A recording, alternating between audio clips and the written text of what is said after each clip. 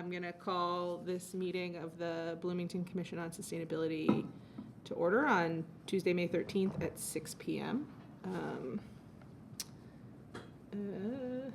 I do roll first, right? Yeah, okay. Tara Dunderdale, I'm here. Justin Vassell. One moment. There we go. Here. Matt Austin. Present. Zero Rose. John Eldon. Here. Dave Rollo. Here. Quentin Gilly.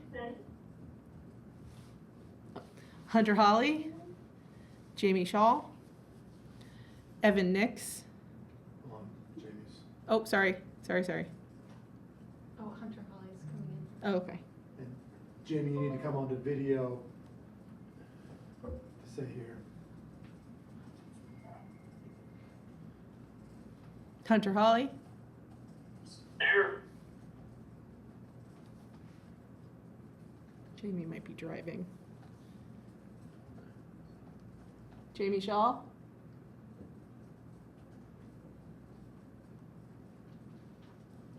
She wouldn't be able to hear. Baby Shoal is here. Jamie, you need to come onto video for a roll if you can. Right? Is that? Yeah. Yeah. Yeah, I'm driving, Okay. so I'm here. Here she is. Evan Nix. Sheng Huaishu. Here. Is somebody able to take notes since I am doing this? I'm taking notes. Thank you, Justin. Yeah, of course. Thank you. First up is the approval of the agenda. Is there a motion to approve the agenda? So moved. Second. All in favor? Aye. Aye. Opposed? Abstentions? Motion passes.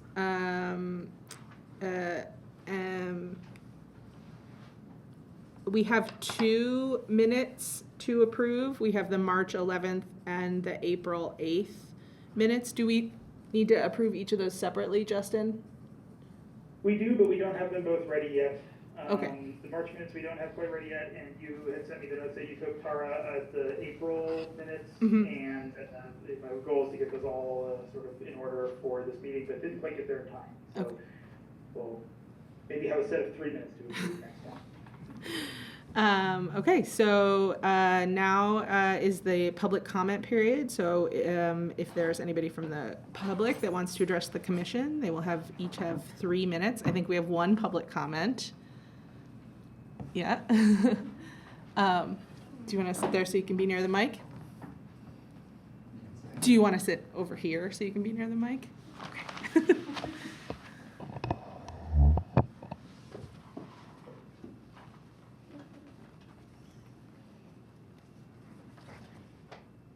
Go ahead. It'll pick you up.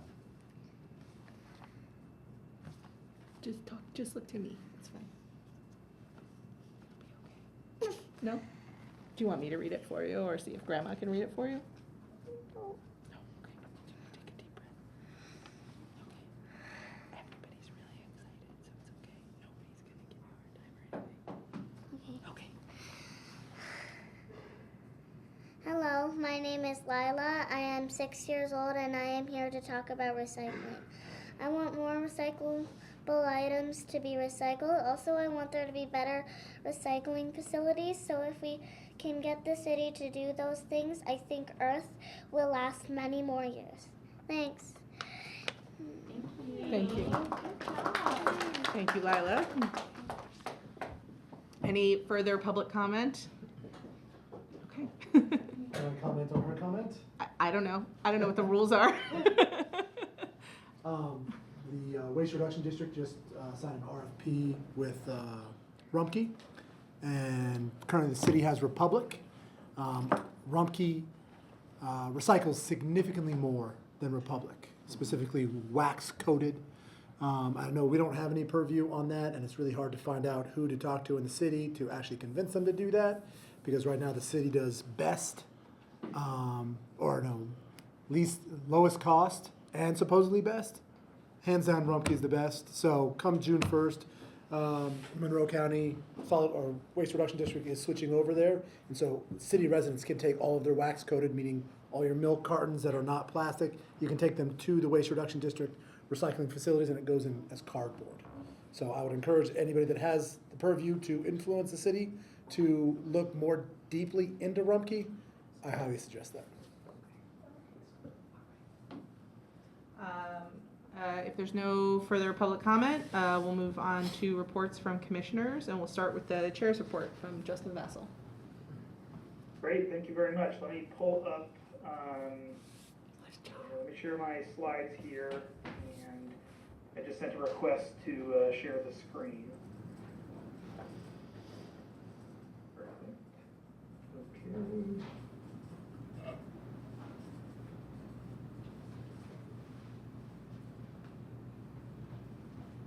Okay, can folks see the packet right now? Yeah. Yep. Okay, and is it more or less legible? Yes. Good, okay. Great, okay. So slides for the chair's report, this should be pretty quick and straightforward. There's a couple things we'll circle back to. But just a quick note about meetings, we talked about the minutes that we still have yet to approve from February and March, and then we'll be adding April to this, I'm sorry, May to this list. Wait, did I do this right? It's March and April we're missing. March and April are missing, not February and March, thank you. Yeah, I think I got something wrong there. We were meant to have a working session this past week, and then a few hours before the weather turned pretty bad. There were some of the weather that was heading our way was producing tornado warnings at the time, so that was why I made the call not to ask people to venture out in that without knowing what it was going to look like once it got here. So apologies for that. I know that there were some topics that we were hoping to get to at that time. I want to make sure it's safe for everybody to come out. But we'll try again this month, probably in 2 weeks' time. So stay tuned for more on that. And then, of course, our next regular meeting is in June, as usual. This is the current state of our org chart. No changes since last time. So we currently have 3 vacancies, 2 mayoral appointed seats and 1 from the Monroe County Commissioners. So this is a new slide I haven't showed before, but I think this would be good for tracking purposes and just to keep it kind of top of folks' minds, is to track how we're doing with funding and awards. At the moment, this is mostly just the working group grant awards. So as we progress through the year, we'll update this to include projects that people have proposed, projects that we've actually awarded, and keep people apprised of how much funding we have left to spend. And I think it's good to maybe keep track of some ideas that are sort of in the pipeline, but that haven't been formally proposed to the commission yet this year. So I've got 3 of them listed here for right now. The first one there is the Bokashi Community and Festival Food Waste Pilot Project that we talked about a little bit last year, that Matt is the champion for. I think we're going to see that one again before too long. So just keep it on folks' radar.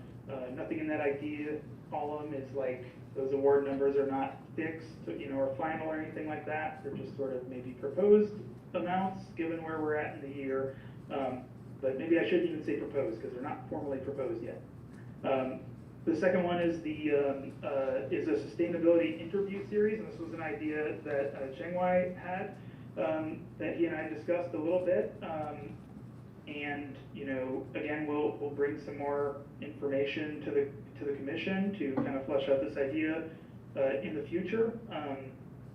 And I think at a future meeting we'll give them a chance to kind of explain more what this is. But long story short, it's essentially a sort of lecture series or interview series where folks in this realm of sustainability can come in and give some public talks about some of those efforts. Something that he had been working on through the IU Graduate and Professional Student Organization Government, GPSG. And then the third one here is a downtown garden installation. This is a conversation that I've had with somebody from the community who's interested in partnering with a local sort of award-winning garden designer to take a little portion of sort of a grassy area on the edge of a parking lot near the Comedy Attic and the Bishop, and put a little garden installation there. So again, no formal proposal yet. These are just kind of ideas that are on the horizon that could be good candidates for this sort of funding. So stay tuned for more. Those items we'll expect to have some more formal presentations before the commission before too long. But I will highlight the fact that we have not spent any of this money yet this year, so I encourage everyone to be thinking about projects that could be good for this. And if you have those ideas, start fleshing them out, or you can, if you're not sure really where to start, you can let me know or let Sean and Jolene know, and we can start to brainstorm something. So some news and updates from within the commission here. So there's kind of a couple big things on our radar right now. One of them is the 2024 annual report, which we have a whole agenda item dedicated to, so I won't spend much time talking about that, just to say that the final draft is ready for us to review and vote on. And then bylaws reform. So I talked about this a little bit last time. I sort of identified some aspects of the current language in the bylaws that were outdated or maybe confusing. And brought that to everybody, and there was a good point made that we should also spend some time clarifying what the individual roles for the officers are. So that's something I've been looking into. I don't quite have a full draft of the new legislation or the new language yet available, so that'll probably be next meeting, bringing an actual draft to the commission for folks to discuss the finer details and get input from everybody. And then once we have that kind of sorted out, then we'll bring a final version to a vote to get that incorporated. Let's see, and I think I actually thought I had one more slide here, but it maybe didn't make it into the PDF. So apologies for that. I've been traveling, so my brain is a little scattered. But the other thing I wanted to bring up was just, we had talked a little, I had mentioned last meeting that City Council was going through their sort of budget planning process, and that's been moving forward. There's a meeting, I believe, tomorrow at, I want to say 6:30 p.m. for council to kind of discuss where they're thinking as a group on that, and then there's going to be a summer recess coming up for council, and then I imagine these discussions will really pick up sort of in earnest in the fall or in the late summer when council reconvenes there. And I think that's all I have for the chair's report. So that then brings us, I'll hand it back to Tara. Great, so. Unless there are any questions for me. Chair, I'm sorry. The last point I wanted to make on the chair's report is that we had a booth set up for the Earth Day event that was at Switchyard Park, and that Tara attended and staffed that booth for us. So I'll hand it over to Tara to say a few things about how that went. Thanks. Quentin was there too for part of the day. Matt stopped by a few times, although he was very busy collecting all the food waste from the event for the Bokashi demo. The event overall went really well. I'm sure we'll hear from the staff liaison report on that. For our booth, what we had set up was I brought the materials. I also photographed them to share. I don't know if they need to go in a record of on board or anything, but this was like my paint markers and secondhand poster board. But we had some QR codes and NFC tags for applications and the BCOS website, and also reaching out to us. I did get a lot of engagement from folks with the priorities poster, which I'll share, and a few people who did scan the QR codes and NFC tags for attending a meeting or for filling out the application for the vacant seats. One thing that to Justin's point about ideas is I did think that maybe if we are going to continue our public education and outreach, we may want to write a little grant to get something a little bit more professional than my markers and poster board setup, but it worked for the day. I took all of the focus areas that we had discussed at our brainstorming session and at our March meeting, thank you, and shared this with at our table and asked members of the community to come up and take a sticker or multiple stickers and sort of vote on what they think are the most important priorities for the commission.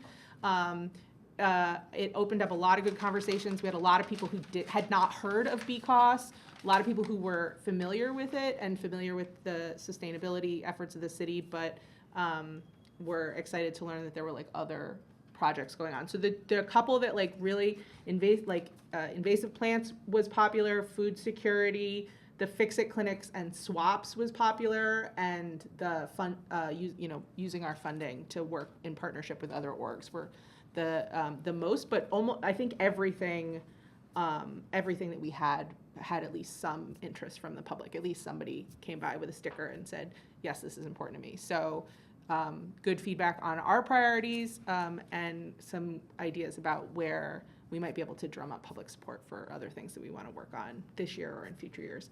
It was a good event. I hope we can be a part of it again next year and do something similar, or be able to report on what we have done successfully.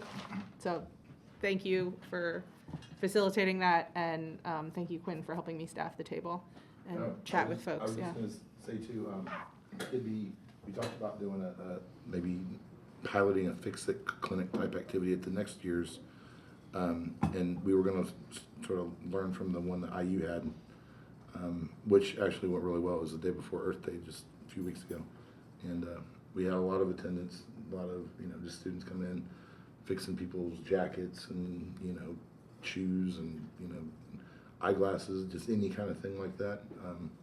So it was really pretty popular. We had a place outside where we partnered with a local bicycle company that was doing inspections, tune-ups, that sort of thing. So that was popular as well. So I would recommend. I think we could probably get a lot of interest if we did something like that. I was even asking people there at the event, if they were interested in helping and next year as well if we it didn't seem like people were. So It was a really good opportunity to network with other people in the community or other organizations that are interested in a lot of the same priorities. So I think it was a successful education and public outreach effort. So our next report is Matt Austin for the Waste Management Working Group. Nice. A few things. In March, I set up a field trip out to Caldwell's Inc. You've probably heard me talk about them a few times. They're a farm that does turn row hot composting. And we had MCCSC out there, we had Waste Reduction District, and one city council member, Isabel Piedmont Smith. Recently, with the Organic Waste Task Force that I'm a part of, they got their compost captains program rolling with the first neighborhood captain that has 2 or 3 neighbors assigned to them. And so we're now going to be moving on to the next topic. And Anissa Valenzuela, who is with sustainability at IU, is now interested in looking more into that, with the point that we need more stakeholders. So I'm saying that because if we can have MCCSC, the Waste Reduction District, IU, and the City of Bloomington, they can split all the costs, and Caldwell's Inc. can easily handle all of Monroe County's, Bloomington's, and Monroe County's food waste on the larger scale. On the smaller scale, the good news is my sister presented with Garden Quest at the Board of Directors meeting for the Waste Reduction District, and was able to get a funding agreement for $5,000 to pilot, do a community and festival food waste pilot, which hopefully I'll be presenting next month. I've turned that into Sean to see if we can get that approved.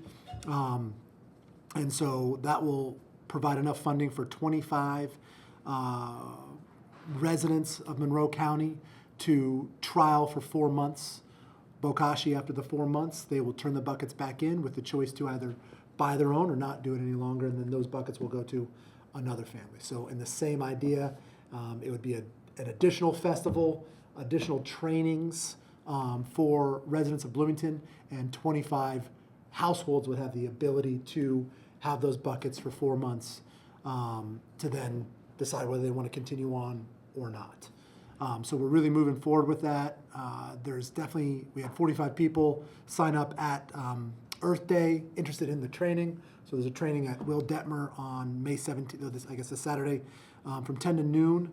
And then there's a training at the Community Orchard in June and July. It's on the Community Orchard's Facebook page. And then the City of Bloomington's Community Garden is going to be sending some of their gardeners over to the orchard for the trainings because they're interested in the bokashi process as well. So there's a lot moving on that. This is just another step in creating the culture shift for the city and for the county.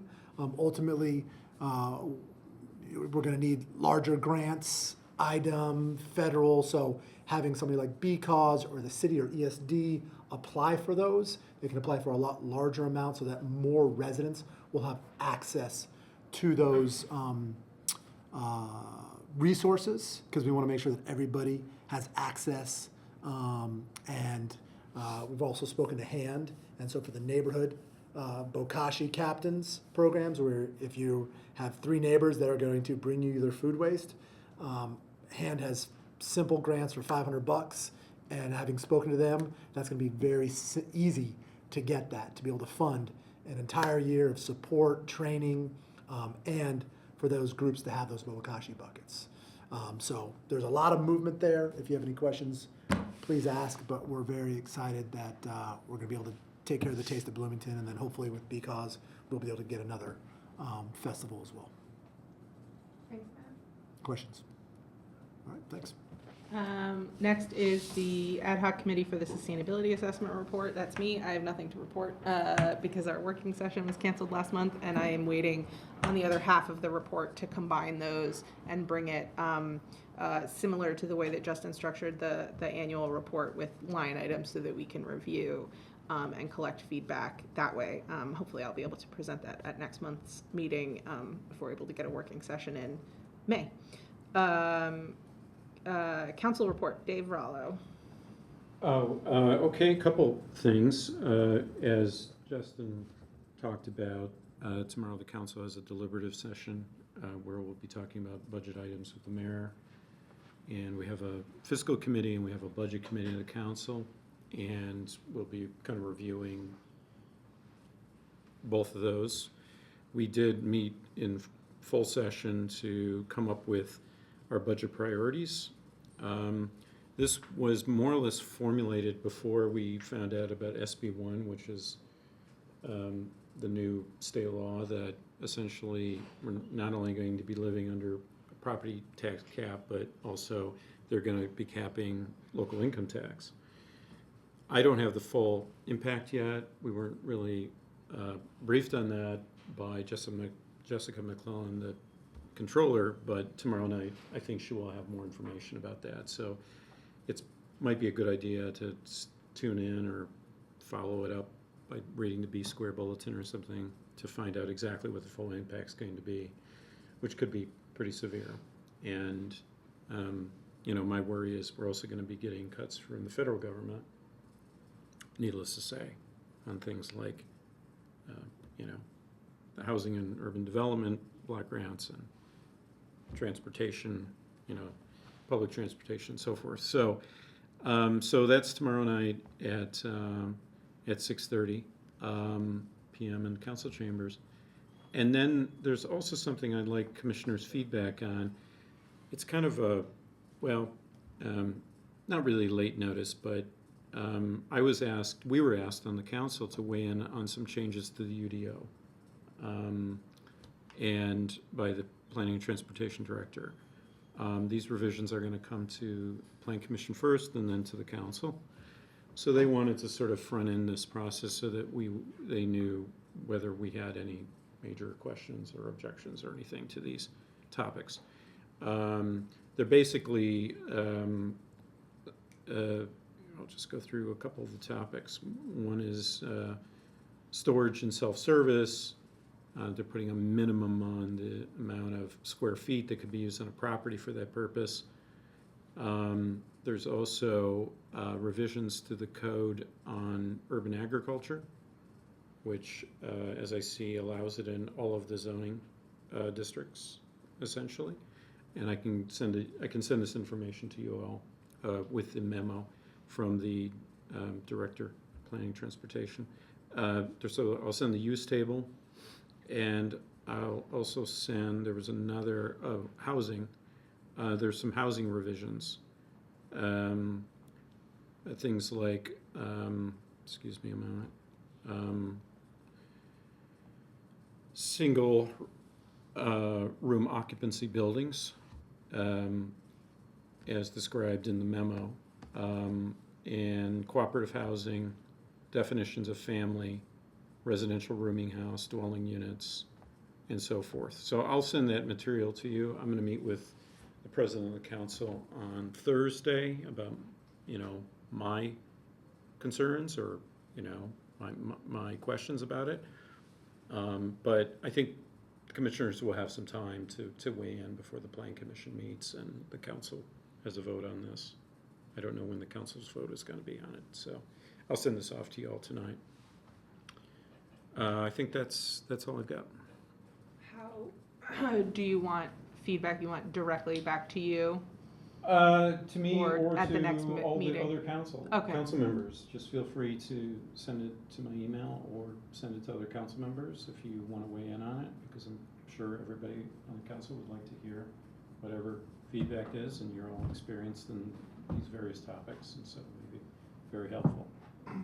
And we're providing feedback as private citizens who are or as, Well, I mean, you are a Whatever. member, you are Yeah. commissioners on BCOS. You can't speak for the commission, but you. right, yeah, that's, but you yeah, can as speak for individuals, yourself not as the individuals commission. and Yeah, as commissioners, yeah, okay, thank you. yeah. Would this cover stuff like fire safety codes and things like that? I don't see anything related to that, no.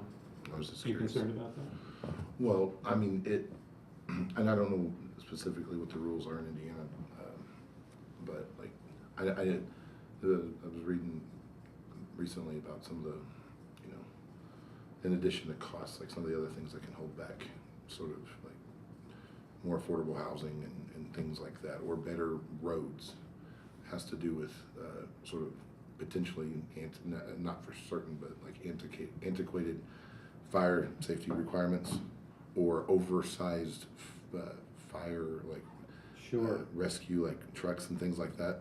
So in other words, accessibility, so, getting trucks in alleyways. And Yeah, or like tight spaces. exactly, or like requiring two staircases versus one. Could like Sure. you would need, depending on how much like space you had, that could make or break like a new development Yeah, type of thing. yeah, yeah, for sure. So, because I know that's like, affordable housing is sort of on our priority list as well. So I would be interested in that area specifically. I should look into that code to see what's required, because I don't know offhand. But I know it has been problematic in the past. In fact, I remember way back, 20 years ago, when the Dunn Street development happened. They wanted to put alleyways in, and the accessibility wasn't meeting the desire of one of the planning commissioners. He was a former firefighter. So they had to put sprinklers in all of the homes. Yeah. So they're automatic sprinklers, and you imagine the cost of that. The But cost the of developer did it, and, it made those homes pretty pricey. They're And already pricey, but. And the design requirements, it sort of leads you down this road with the fire safety rules. It leads you down the road of having like more like studio and one bedroom units versus 2 and 3, and you'll have like windows only on one side versus 2 sides and things like that. It's pretty interesting. I'll maybe I'll share something through the Yeah. email that I came across Okay. on that. But they were talking about Austin, Texas recently, sort of changed the local rules there. So Well, if it's relevant to affordability, then it's, yeah. we should have a look at that. That's great. Thanks for that. Yep. And our AED, do anything affected? Have there been changes to that lately? Oh, is that 0? Yeah. Or zero. I didn't quite get that. ADU? Yeah. No, I don't think so. Hey, No, I think ADU. that may be yet to come. I know some council members are interested in that. But I don't see it here in these revisions. Yeah, and that's auxiliary dwelling units for those Right. not aware, like a granny flat backyard thing. Mhm. Thanks, Dave. Mhm. We will move to discussions of topics not subject of resolutions, and we have one agenda item for that. And Justin's gonna present on 2025 priorities from strategy to implementation. It's at the end of his chair report is where the slides start. And Justin, your last slide is there, it's just after this presentation. Your last Oh, is slide that from the right? chair, Okay. yeah, it's there, it's just out of order. Yeah, fair enough. Okay, good to know that I didn't completely lose it. Okay, great. So yeah, I wanted to talk about this a little bit because we're, finalizing sort of our annual report, and part of that, obviously, we're looking ahead to 2025 and reporting on what our priorities are and what we hope to achieve by the end of this next year, which we're obviously, this year, which we're well into. And so I want to spend some time talking about, not just what those priorities are, but how do we actually move from thinking about those priorities in terms of, from a strategic standpoint to thinking about them from an implementation standpoint? How do we actually make inroads on some of these priorities that we've identified? So just to remind folks, at least the way that we've written it in the report and how we've been discussing it so far, is that we sort of have two broad priorities here. Priority one is housing and urban agriculture. So that's kind of a big umbrella. Housing affordability and accessibility is one major area we've identified, and also food resilience and urban agriculture.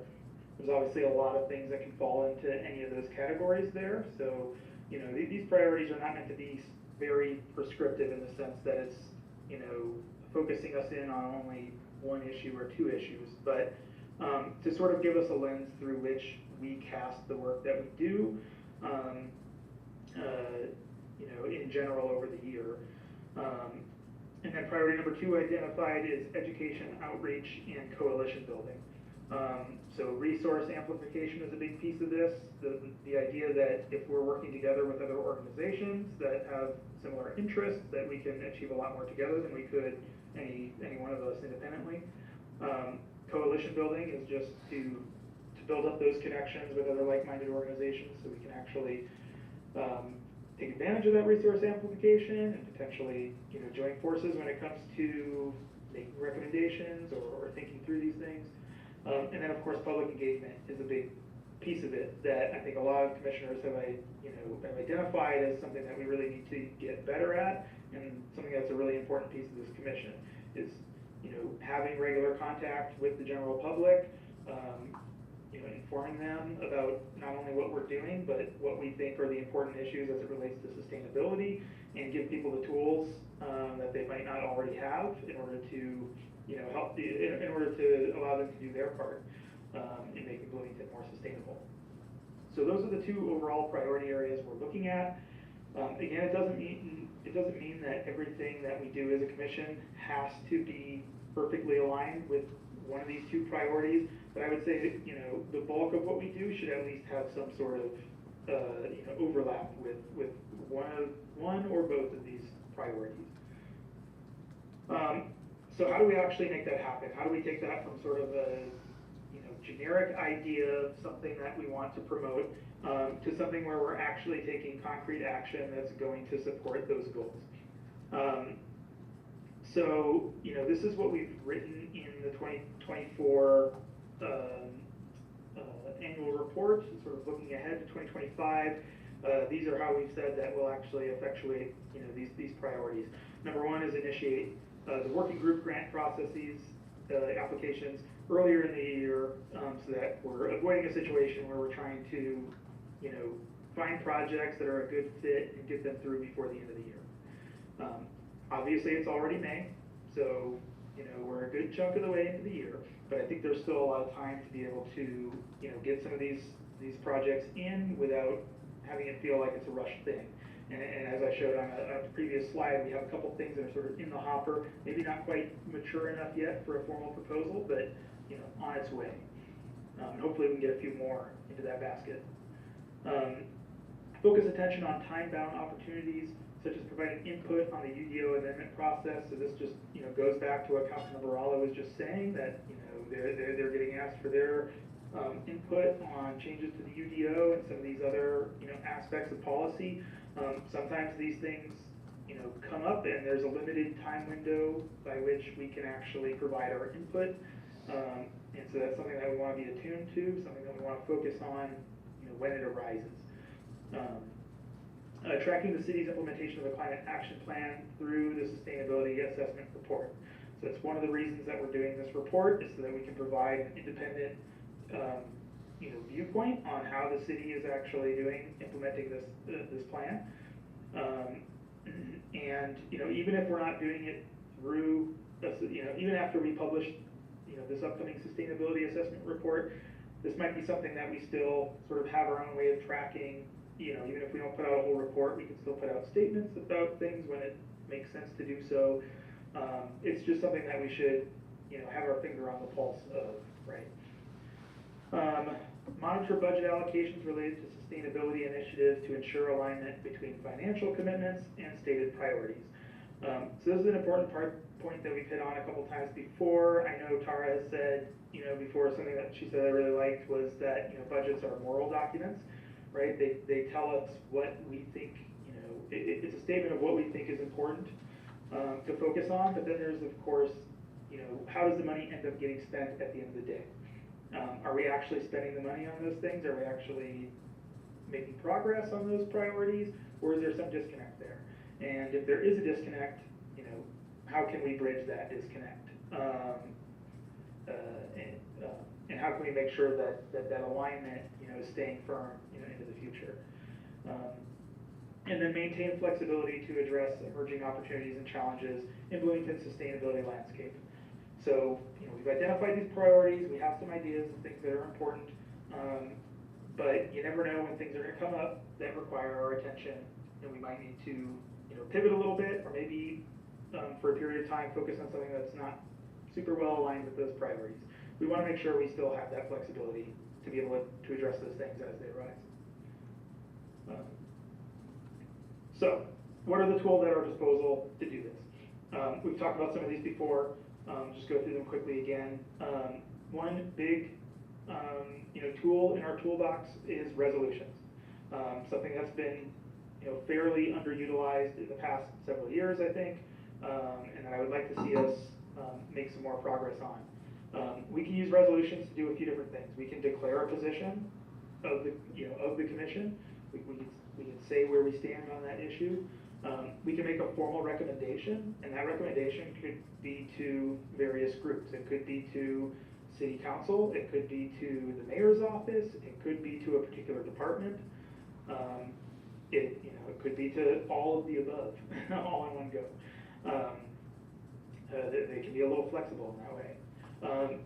And we can also, urge council or the administration to take some particular action. So maybe that's similar to the recommendation piece, but, we might, for example, draft some specific language for an ordinance. Say, we think it's important to pass this ordinance, here's the language. We hope that you take this action. Those are all things that resolutions can do. And it's a good way of putting what we think is important on the record, for the future. When people look back at the BCOS minutes and everything that we've done, 10 years from now, they'll be able to see what was important to us at the time because we passed these resolutions. The next tool in our toolbox is just requests for information. So this has come up sometime in the commission where we have questions about what does the city spend on this, or how do they think about this thing? And some of that stuff is publicly available online, but some of it's, maybe not. And if there's information that we think that we need to be able to guide our decision making, we can ask for that information, right? That's something that we can do as a group. And then there's reports. We've got the sustainability assessment report coming up here soon, where we can, we can do some research, we can collate our findings, and we can report those findings for the benefit of other groups that might want to make decisions based off of that information.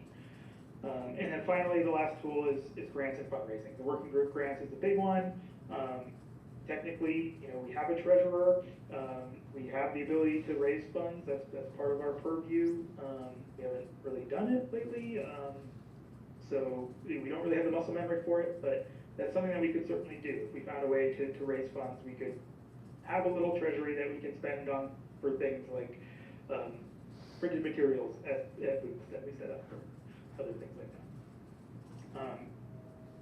Great, so how do we use those tools? I want to sort of encourage everybody to rethink how we actually do our work here, because I think, what I see every month when we come to these meetings is that everybody's very passionate about these issues, and everyone's really excited to see good things happen, and have the commission do those things. But we rarely get beyond that idea stage. We'll usually bring a good idea to the group, and everyone will agree it's a good idea, and then there's usually not a lot of movement on it. So I think, thinking in a new way about how we actually do this business is probably a good use of time, and we should give a different approach a chance. So what I would say here is, let's think about meetings first. We've got work sessions, at least when we're able to keep them scheduled, and we've got regular meetings.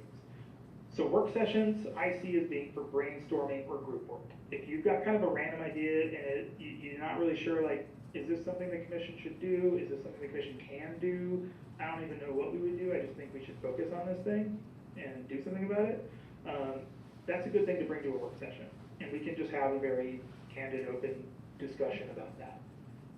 Regular meetings I see as being more for deliberation and decision making. So the ideal situation is that you've got all these good, discussions and back and forth and brainstorming happening at the work sessions, and then out of that are some real actionable plans that come before the commission at a regular meeting, and we debate those, and we pass the resolution, or we pass a proposal for working group grant funds, or what have you. We make some sort of formal decision on that. It can be really tough, I think, to mix those two things into the regular meetings, especially since we already have a lot of stuff packed into each of these meetings. It can be tough to have a nice discussion about kind of a random idea here and there. So that's, some thoughts about meetings, some thoughts about individual initiatives, projects that we want to work on. I think working as a single group once or twice a month is a pretty inefficient way of doing things. That means that we can only really focus on one thing at a time.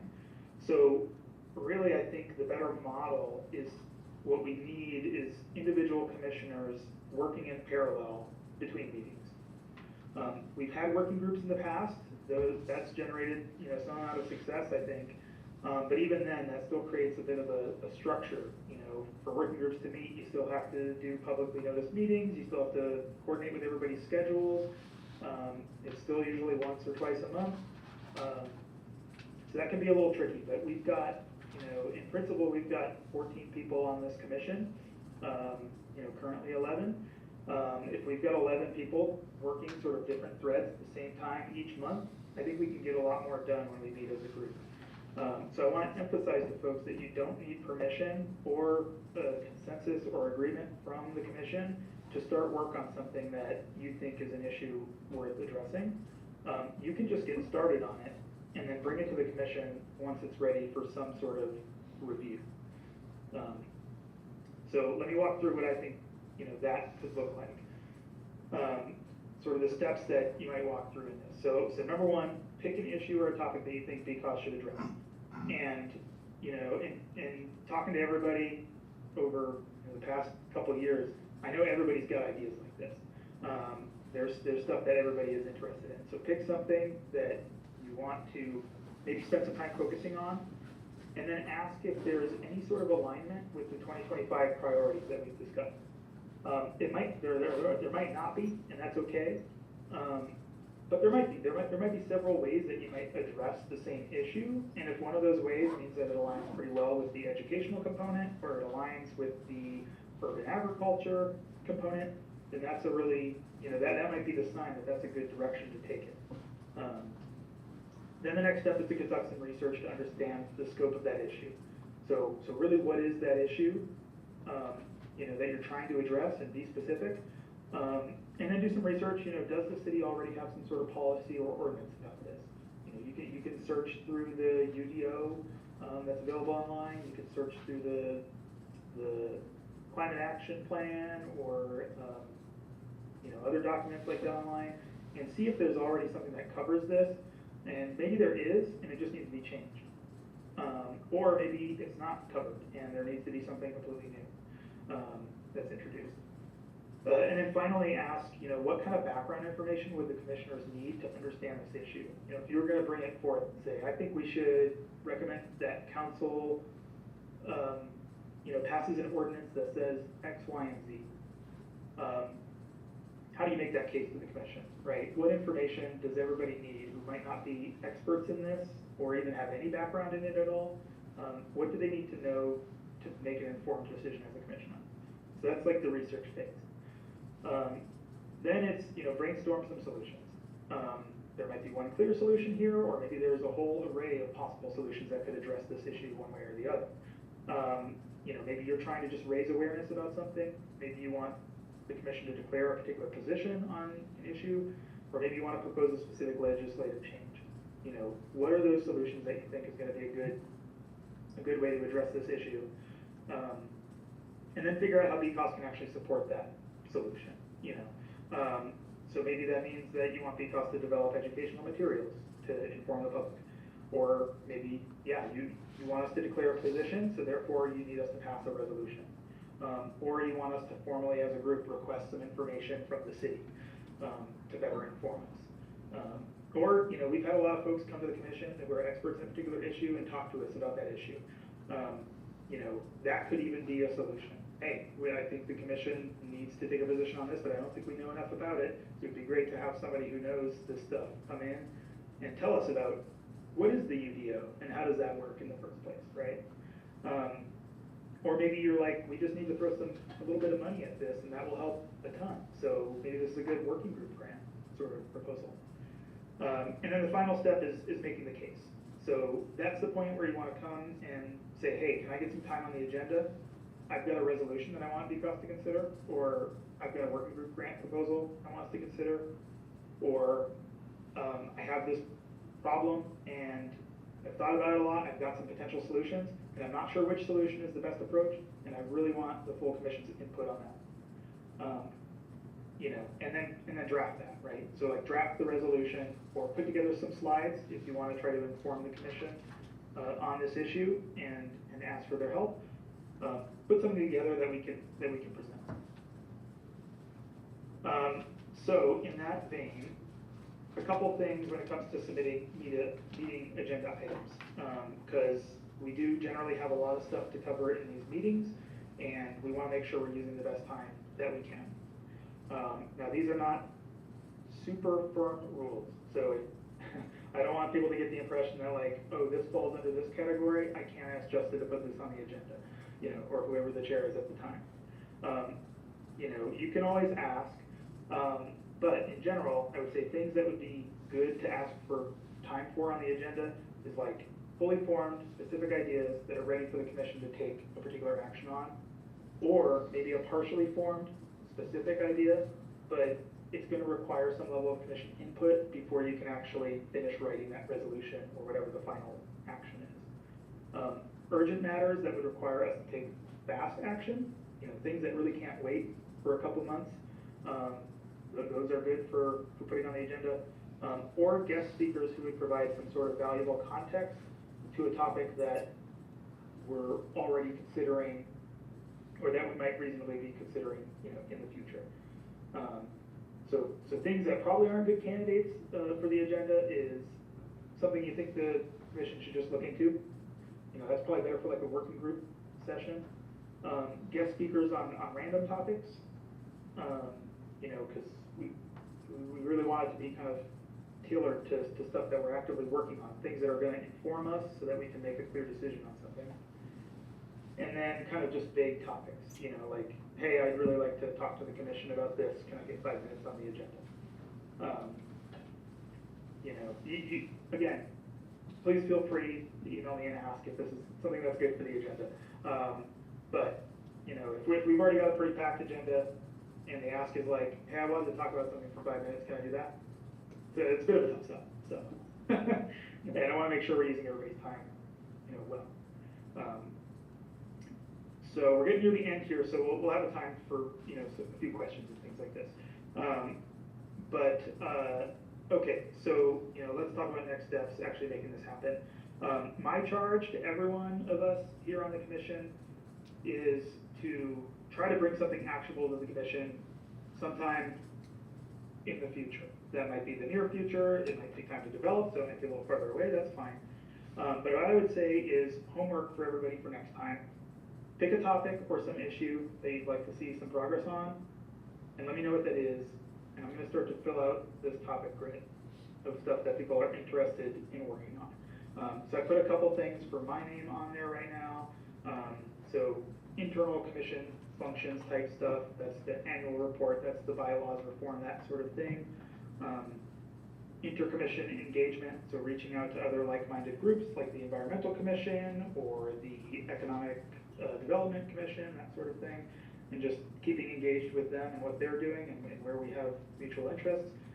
And then one, sort of non-administrative topic that I'm interested in is sustainability issues regarding artificial intelligence and data centers. I think that's a really big area that we should at least be better informed on, and in the event that the city has to make some decisions on these at some point, or we want to educate the public on these, it would be good to have a plan for that. So that's the topic that I'm interested in covering. I'm going to be thinking about how we could address that in some way, whether it's a resolution or an educational campaign, or some funding. So the homework for next time for everybody, pick a topic or a few topics that you would like to, that you're enthusiastic about, that you would like to see us make some progress on, and let's start filling out this topic grid.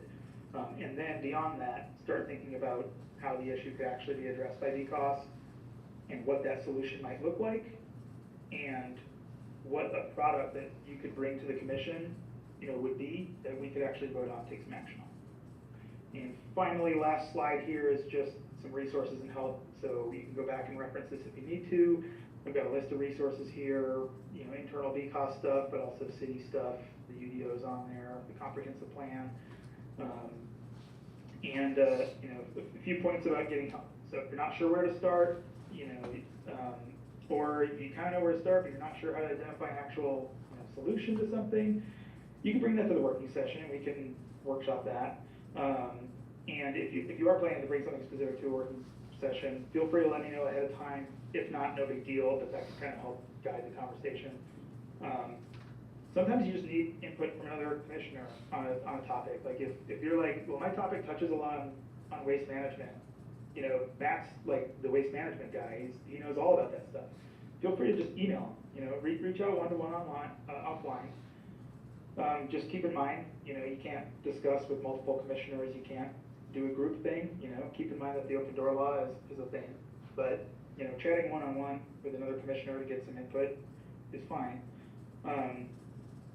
If you have some questions about city policy, city organization, requirements, that sort of thing, Sean and Jolie are a great resource that you can reach out to, and they can provide a lot of really, really awesome information pretty quick. And if you just want another pair of eyes to like, hey, I drafted a resolution, but I don't know if it's missing anything, or maybe it's not ready for prime time yet, you can always send it to me or send your thoughts to me, and I'm happy to, give you my thoughts on it too as we work through that. And there's my miscellaneous slide from before. So, with that said, I'll leave it there.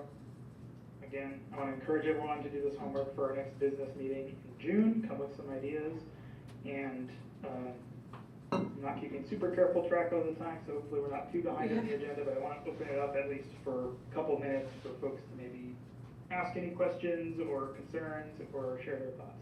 Yeah, we have about 5 minutes. Perfect. Something. I'll try to be brief. Thanks, Justin. That was really thorough and wonderful. Regarding resolutions, I'm familiar with those because I've written a lot at the council, and I think they can be really powerful. I think they can be, they can implement code changes that, could occur. or initiates policy work on topics at the city, or it certainly can inform the council and the mayor at the very least, and the public doing that. So it takes the form of whereas clauses, which kind of lays out the argument, and then there are therefore be it resolved at the end, which is the actionable stuff. So my question, Justin, is, since we want the buy-in from the full commission, I assume that whoever or whomever, maybe multiple people, want to initiate a resolution, what they should do is maybe introduce it at a meeting first and say, I'm interested in this particular topic for a resolution, and here's a few reasons. Can I get to work on the body of the language and bring it back? And would that be the way to proceed? And then send it out to the group through email and say, are we in general agreement? Or have a look at these and we can discuss general agreement on the whereas clauses and then how it's resolved at the end? Is that, so it's maybe a couple of 2-3 meeting process, I think? Yeah, Will do.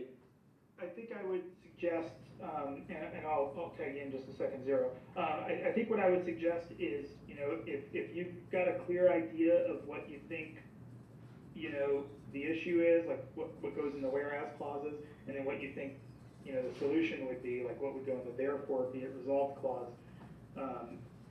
It's fine to bring that to the commission and say, hey, before I write all this up, I just want to get a quick check and make sure that we're all kind of on the same page here. Does it seem like I'm barking up the right tree? And if in general, people seem happy with it, then great, they can get to work. But I do want to avoid the situation where somebody says, well, I think this is a topic that's worth drafting up a resolution for. I don't have specific recommendations yet, but should I work on this? Because I think that just eats up too much time at meetings, and also time that could be spent, drafting up something a little more specific. So I want to encourage people at least to, think about some of those specific details before bringing it to the commission. But that's not to say that you have to have a perfectly drafted resolution before you ever bring it up. Great. But maybe have some of those specific ideas in your head where you're looking for meaningful input for the commission. On that idea. So I would say that much. And Zero, did you have another point to make on that? Yeah, as you were saying, we need more working sessions, and we do have the Green Building Working Group. We have that one grant, that was given that we're working on. We hope to have that built by the next meeting. That's the earthen bench with the rain arbor garden at Red Lead Books. That's going through, as Sean is helping us through getting that to legal and everything. And then Dave had invited me toward giving one of those 10-minute presentations to the council, and Hobie Stossberg has said that one of those 10-minute slots, it would need to be a governmental department or something. So I was just gonna kind of do an individual presentation, somewhat connected with my nonprofit, but I'm going to prepare something to bring by the commission in order to say, can I give this 10-minute presentation to the council in the name of the commission? And I am working toward drafting resolution and ordinance to do with tiny home eco-village type zoning. There is tiny home zoning in Detroit that already have something of a template, that meshes with building codes and things. And I'm gonna try to bring that by everybody to see if that's something they can support. The council did pass, I believe, a housing first resolution a year or two or something like that ago. And whereas clausing could refer to language that is already in city goal policy, things like that resolution, refer to saying, that you said you're about this, therefore let's do this or allow this. And so it's kind of like probably we'll kind of focus in on some kind of a micro zoning, and possibly the city devoting some piece of property to deal with the situation that we're going to be having with all these cuts to HUD and the Housing Authority and the Summit Hill Land Trust and IHCDA things coming down from the state, that we're likely to have a lot more of a homeless situation. And the mayor thus far is not supportive of sort of what is called transitional housing. There would be something in between a shelter and a permanent apartment, or something like rat housing or Section 8, because there's long waiting lists already, and that's all about to get worse.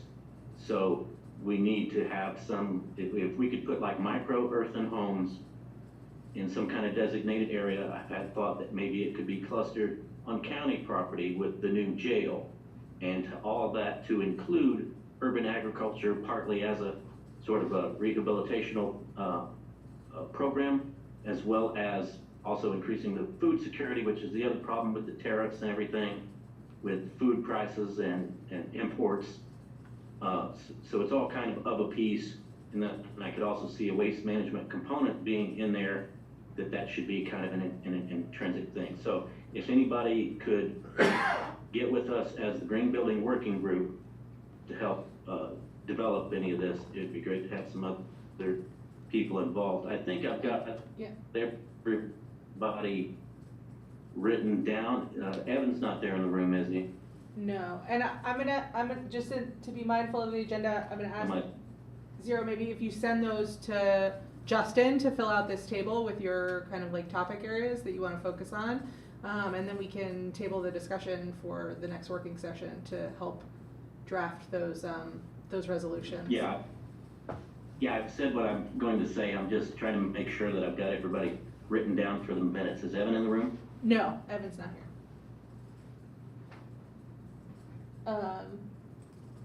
Jamie.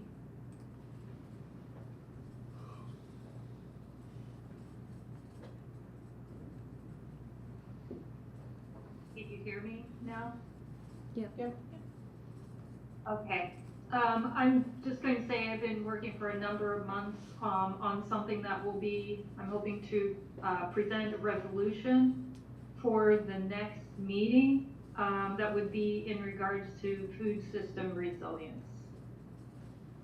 Thanks.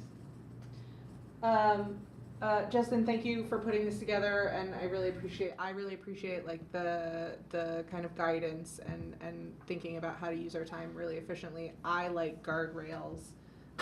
I don't do well in an open sandbox without any rules. So thank you for all your work on this, and I'm looking forward to seeing what everybody puts together.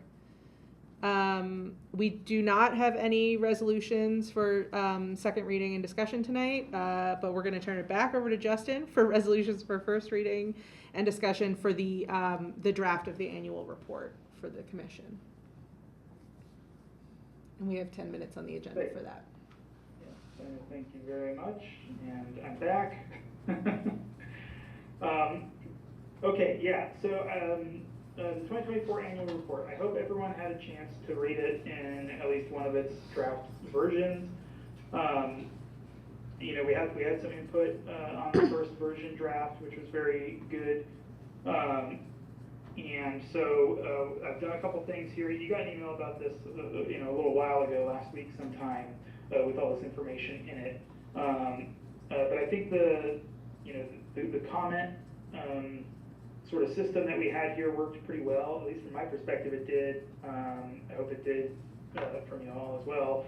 But yeah, this was good to collect input from all sorts of folks, and then, you know, whoever wanted to provide it, and then put it all into one place, and then sort of address each of those points, you know, line by line.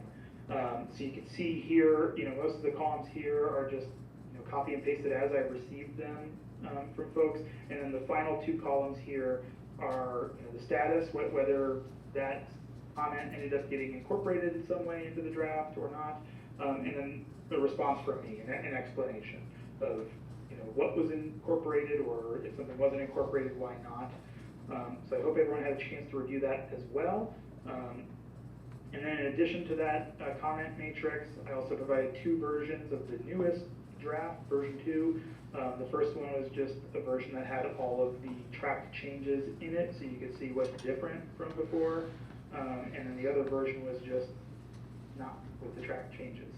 So the version that we would approve, basically. So with that said, I don't have a whole lot, well, actually maybe I'll just point out some of the major things here.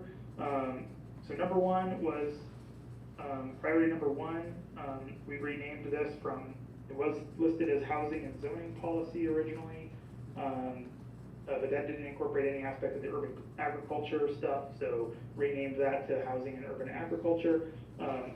And then this section under food resilience and urban agriculture just wasn't there at all before. I just had kind of a placeholder for it. So Jamie was able to provide some really useful feedback for language in that section. I kind of workshopped that a little bit and put something in there just to kind of highlight why food resilience is an issue that is something that we should be thinking about through the perspective of sustainability. Let's see, I also added a note about fix-it clinics, because that's something that we discussed at the kind of brainstorming sessions that we had. And obviously it sounds like that was a very popular idea within, from the community that we learned at Earth Day. And then in the conclusion section, I made sure somebody suggested adding thank you to Katz and just to all the folks who from the public who attend our meetings and make their voices heard on these issues that are important to them. So I added that at the end. This Appendix C I sort of filled out. That was sort of a blank placeholder before. This is just everybody who held a seat on BCOS at some point during the 2024 calendar year is represented there. I just bolded the names of folks that are still, well, I will say that they're still holding those seats currently, but this is really as of the end of the year 2024, not as of May 2025. And then I think I just bypassed something actually. There's a new graphic that I added here in the grants and funding section that just highlights all of the awards that we approved during 2024. So we've got the 2 neighborhood grants here. I just highlighted the entire neighborhoods themselves. So it's TerraCycle 2.0 and the Pollinator Gardens. And then there's the working group grants, which I sort of just listed here as individual locations. There's the Cobb Bench project, of course, at Redbud, which Zara just mentioned. And then the Canopy Bloomington tree replacements. And for those, I just listed how many trees are being replaced at each location. So I think this gives a good geographical overview of sort of the impact that we're having as a commission in 2024. So I was just gonna add real quick, I really appreciate this map. It really helps showcase the work. What would be amazing if somebody could take a picture of something at one of these locations and you can kind of have it pop out and kind of see it. Maybe that could be something we try to do for next year, but I like the map concept. I think it's really helpful. Yeah, that's a good idea. I like the picture idea. We should definitely keep that in mind. So a couple things on this. Number one is, if anyone has any additional changes, this still is in draft form, so we can still make changes. I'm hoping that there aren't any more, major substantive changes. But if you've seen some typos or something that doesn't quite look right, we can still amend this. But if there is none of that and everybody's happy with it, then we can vote on it. I put it down as first reading, just because there were a decent number of changes here, and we didn't really vote on it last time. We didn't vote on it as a first reading topic. It was just a discussion. So that's why I didn't put it under second reading. But to pass something on first reading, we can do that, but the bar is a little bit higher to do that. So my thinking is, if there's anything that anyone noticed that they're like, I think we should change this before we approve it, then we should discuss that now. If not, and everybody's happy with it, then we should, I would recommend that we vote to approve it and to bypass the second reading. And just in the interest of getting this out the door sooner rather than later. And the threshold to do that, I think we need 2/3 of the commission present to vote, and that it needs to be unanimous in order to bypass that second reading. We have 9 commissioners present. We have 5 in the room and 4 online. Does that meet the threshold for holding a vote? Is it 50%?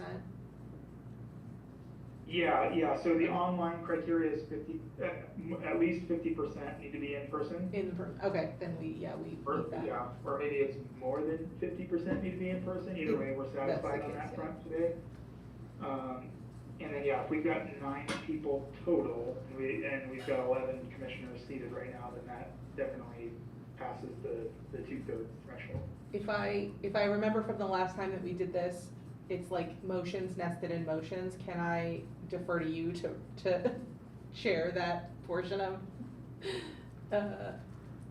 Yeah, If we do so, that, so the okay. way this would work is, there would be a motion to adopt this report, and somebody would second it, and then we would enter the discussion phase. And during that discussion phase, if there were any amendments that anyone wanted to make, they could make a motion to amend. And then that's kind of a nested thing. Then we would need a second, then we would discuss that particular amendment and approve that, and then we'd be back in the main motion where we're approving the overall report as amended. I don't know if this would be a motion or is just sort of a general agreement, but I think if we have motions to amend, then maybe we should put it for second reading rather than, in the interest of time, since we're already 18 minutes from our adjournment time.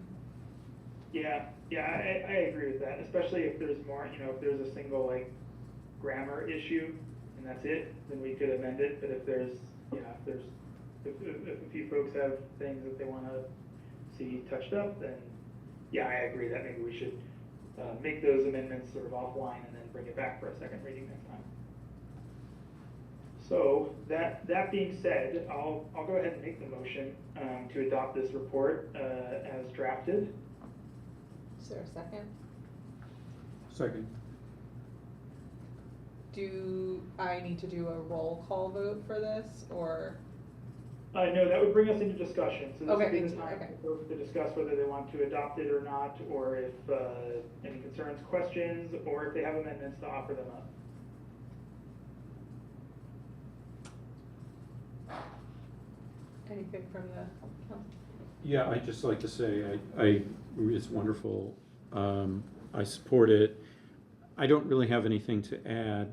I like the addition of housing and urban agriculture and food resilience urban agriculture described there. It's a great addition. I think we'll probably be talking about the food systems in the future. I think it's premature to do this now, but I think that growing a food system within a community can grow wealth as well, and we ought to look at that as an economic development tool, is local agriculture. And maybe we could, in the future, describe that a bit. In other words, a lot of, and it affects our carbon budget too. I mean, we don't account for imports in our carbon assessment, our emissions assessment, whereas surely all the imports of whatever, lettuce from California, is adding to our carbon budget. And if we can internalize that, then we're saving both in emissions and we're recirculating wealth in the community. So just something for future considerations. But I really like the work, and thank you. That map is really dynamite. It also it shows the disbursement of the allocations around the community too, so it's not all just in one place, which is great. I mentioned that maybe next time we could think about having pictures popping out to kind of zoom into these, but I mean, this is definitely good for me as is.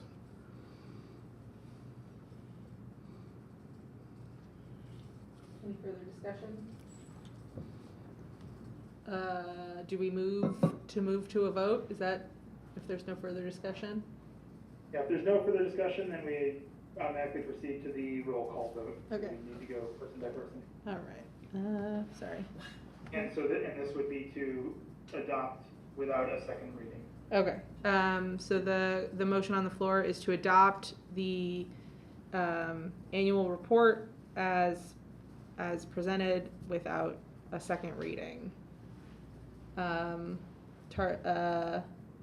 Dunderdale, I vote yes. Justin Vassell, Yes. Matt Austin, Yes. Zero Rose, Yes, I think Zero. yes, on camera, yes. Thank Yes. you. John Eldon, He's off. is John still here? Okay, John's not here. Dave Rollo, Yes. Quentin Gilly, Yes. Hunter Hawley, Yes. Jamie Shaw, Yes. Shanghai Shu. Yes. So the motion passes, and we will adopt the annual report as written. Thanks, everybody. Thank you. And sorry, I have to go back to the agenda. I think it's the staff liaison report next. Yes, Sean. Okay. So Earth Day was a success. We had 579 people there. So it was a great turnout, and I'm really thankful for Jolie's hard work on that. It was just superbly organized, and all the communication and everything was really great. So very thankful to Jolie for that work. And I wanted to talk a little bit about the Indiana Energy Savers program, if we could bring that up on screen. Whoever has control of the screen, if you can just Google Indiana Energy Saver Program. This is a program that's getting ready to launch, and we want everybody in Bloomington to know about it. It's a first come, first served program, so we want to raise our hand and make sure that we get as much funding here as possible. It's for energy savings. So there's funding available through the Indiana Office of Energy Development. It's run by a vendor called Aegis, and Jolie and I have been meeting with them to understand what it's all about. If you want to go to the homepage, I think that might be the most helpful. So it's to save energy, cut costs. For low-income residents, they can receive up to $18,000, 100% covered for energy efficiency upgrades. So there's two programs. There's the Homes program and then also the HERE program. And so we have this on our website as well. Whenever you stack this program with our Bloomington Green Home Improvement Program, the cost for residents is significantly reduced. And so in some cases, more than half. So so these are for the Homes program. It's for Energy Star heating and cooling, Energy Star certified water heaters, insulation, air sealing, duct sealing, appliances, and lighting. For the HERE program, heat pump water heaters, heat pump HVAC systems, heat pump clothes dryers, and just a whole range of things. Electrical system enhancements, if you need your electric panel upgraded, it will be covered. And so, Justin, would you mind going to our Bloomington Green Home Improvement Program? We have a table at the bottom of the website where it shows all the different incentives that you can stack. And when you stack all those incentives, it's really going to reduce costs. So if you go all the way down to the bottom, there's a link to a table. There you go. Okay, if you scroll down, so the first table here, this is if your income is above 100% of the area median income. The Homes and HERE program does not apply to residents who make more than 150% AMI, but if you go down to the next table, this is where you really see a lot of significant savings. So if you're between 80 to 150 of the area median income, you qualify for the HERE program. So you can see for, let's take for example, a heat pump water heater, the average cost is $4,000. When you stack the Indiana HERE rebate, you stack the Bloomington Green Home Improvement Program rebate, there's a Duke Energy rebate, federal tax credits, you can reduce the cost from $4,000 all the way down to $936. And so same for the heat pumps. Usually they cost about $10,000. You can reduce the price all the way down to $2,275. So now is the time to be doing these upgrades. If you know of anybody who needs upgrades, let them know about the Indiana Energy Saver Program, the Bloomington Green Home Improvement Program. We're going to be sending out a press release about it. We've been trying to notify all of the nonprofits in town to let them know, especially for low-income residents, they can receive up to $18,000 free for these upgrades. And so not only is it cost saving, it's also reducing greenhouse gas emissions. So it's helping us to implement our climate action plan. And just one clarification on that. The Indiana program does apply to renters. Bloomington Green Home Improvement Program through us is homeowners only, but the state program applies to renters, so multifamily units. That's really important to note. Thank you. Just a question on that. Yeah. And, because I'm familiar with some of the paperwork that you have to fill out to get some of these things. So I'm thinking, like, what if there's a little bit of a barrier to entry? Because like you said, you can stack them and you can make out really, really good, but that might be a little intimidating to some people. It would, is there, well, what we could talk about is, like, it would, maybe in our commission, if people were interested, they could volunteer in some way, like, to get up to speed. Yeah. And then if there were ways, like, we could, you know, help people, or, like, I don't know, get through it, and then that'd be. I would so appreciate that if we could have like an info session, can organize it and have people attend. So there's a vendor, Aegis, whenever people apply to the portal, they're going to contact the person that applied directly and help them through the process. Okay, so And we'll so get direct help through that They'll way get as well. direct help for that. Gotcha. And they have to use the vendors that are pre-qualified and are in the program. Gotcha. So they can't just use a handyman, it has to be someone that's in the program and qualified and has been vetted by the program. Yeah, well, we can talk about it offline, but that's, you know, that'd be kind of the idea, like, if there's a bunch of interested people, hey, you know, come do a little thing, we're gonna go through it, and then there's gonna be people coming around the room that'll sit with you and help you through the application or something, I don't know. That'd be amazing. Yeah. We would love that. We need all the help we can get with Yeah. getting the word out about this. Cool. So, thank you. Thank you. Yeah, Jolie wanted to talk about, Yeah, I met with the first Clean Team meeting, which is community members who have come together to participate in the Indiana Department of Environmental Management Clean Communities program.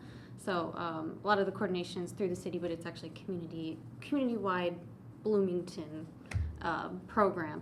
And right now we're working on determining what are the certain kind of IDEM approved projects that you kind of have to complete a certain amount of them in order to achieve, you know, silver status, gold status within the program.